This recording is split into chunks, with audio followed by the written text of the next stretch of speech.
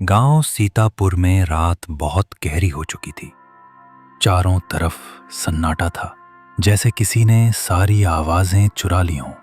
हवाओं में अजीब सी ठंडक थी और उस वीराने में खड़ी थी ठाकुर हवेली, जो पिछले 30 सालों से बंद थी।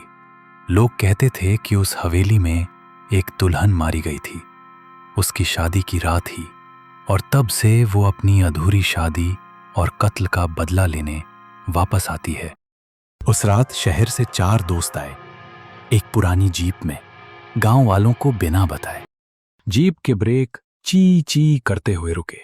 सामने टूटा हुआ लोहे का गेट जंग लगा, झूलता हुआ, और पीछे खड़ी वो हवेली, जैसे किसी ने काली चादर ओढ़ रखी हो। तो यही है ठाकुर हवेली। सुना है जिसने भी यहाँ कदम रखा जिंदा बाहर नहीं गया। कहानियों को छोड़ो यार, अंदर चलते हैं। देखना क्या है। कहानी नहीं, सच्चाई है विवेक। मेरी दादी ने कहा था, उस दुल्हन की आत्मा अब भी हर सावन में रोती है। तो फिर आओ, मिलवाओ अपनी दुल्हन से।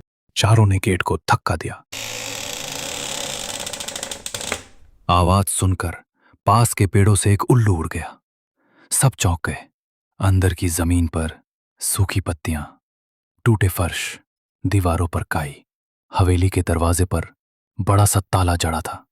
रागिनी ने पुरानी चाबी निकाली। उसने गांव के एक पंडित से चुपके से ली थी। ताला खुल गया। जैसे ही दरवाजा खुला, अंदर से सीलन और पुराने फूलों की गंध आई। दरवाजे पर टूटी फूटी मेहंदी के निशान थे। दीवारों पर शादी के पुराने फूल मुरझाए हुए, जैसे कोई आखिरी बार सजावट करके चला गया हो। नीलम ने हाथ से दीवार को छुआ। दीवार पर हल्का सा लाल रंग उभर आया, जैसे खून सूख कर चिपका हो। देखा, ये खून के निशान है। इसी कमरे में उस दुल्हन का कत्ल हुआ था।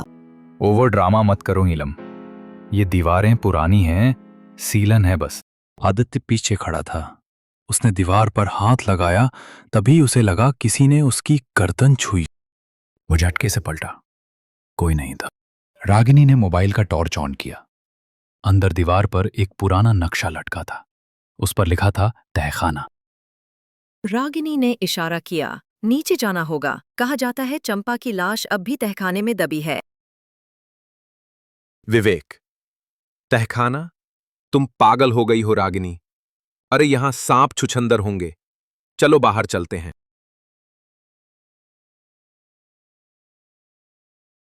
रागिनी ने आंखें तरेरी। जो डर गया वो मर गया। चलो। चारों ने तहखाने का दरवाजा ढूंढा। सीढ़ियां टूटी हुई थीं। नीचे जाते ही ठंडक और बढ़ गई। नीचे चारों ने जब टॉर्च मारी तो दीवार पर सिंदूर के हाथों के निशान थे, जैसे किसी ने दीवार पर भागते भागते हाथ रखा हो। नीलम को लगा किसी ने कान में फुसफुसाया। मेरा घूंघट। वो चिल्ला पड़ी। किसी ने कुछ कहा? हां, तेरी दुल्हन बुला रही है। तभी तहखाने के कोने से लाल जोड़े का एक टुकड़ा दिखा, खून से सना हुआ। रागिनी ने झुककर उठाया। वो सूखा था, पर आज भी उस पर ताजे खून के छींटे थे। आदित्य पीछे हट गया। छोड़ दो ये सब, ये जगह ठीक नहीं। तभी दीवार पर अचानक कुछ लिखा दिखा। कुएं में देख। कुएं में देख, तहखाने के पीछे एक कुआं है। चारों दौड़ते हुए तहखाने से ऊपर निकले। हवेली के पिछले हिस्से में सच में एक पुराना कुआं था, झाड़ियों से घिरा हुआ। ऊपर जंग लगा हैंडपंप। नीलम ने फुसफुसाया, कहते हैं चंपा को कुएं में धकेला गया था। रागिनी कुएं के मुंडेर तक गई, अंदर झांकने के लिए झुकी। विवेक ने उसे खींचा। अरे पागल, गिर जाएगी। आदित्य ने माचिस जलाई।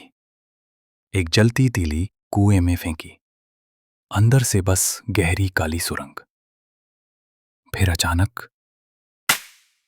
ठंडा झोंका, जैसे किसी ने कुएं के अंदर से सांस छोड़ी हो। वो चारों भागते हुए पीछे हटे। चारों फिर हवेली के कमरे में लौटे। नींद तो सबकी उड़ गई थी। कोई बाहर सोने को तैयार नहीं हुआ। आदित्य को नींद आ रही थी। वो कब सो गया पता नहीं चला। तभी उसे सपने में वही खूनी दुल्हन दिखी, लाल जोड़ा पहने, आधा चेहरा जला हुआ, आधा घूंघट में, और वो धीमे धीमे बोल रही थी, मुझे इंसाफ दो वरना तुम्हारा खून पी जाऊंगी। आदित्य ने आंखें खोली। सामने वही दुल्हन खड़ी थी, बिस्तर के पास, और उसके पांव जमीन से 4 इंच ऊपर थे। अगर आप भी चाहते हैं कि ऐसी डरावनी कहानियां आपके पास सबसे पहले पहुंचें, तो अभी हमारे हॉरर हाउस चैनल को सब्सक्राइब करें, वरना अगली कहानी में आपका नाम ना आ जाए।